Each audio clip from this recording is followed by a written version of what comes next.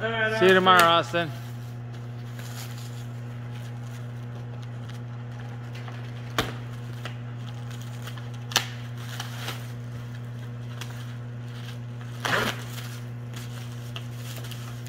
That's what's on every one of these pallets right here.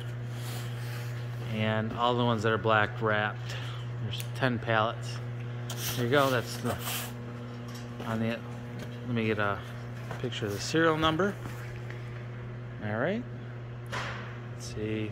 Each one has a matching serial number on the box. Go ahead and open that up for me.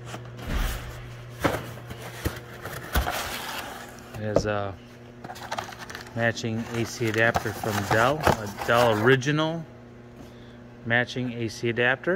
Go ahead and pull that out for me. This the model number is we have like another serial number on there and the username and password on the outside. And the model number is DELL 3350, matching serial number. Okay, go ahead and boot that up for me.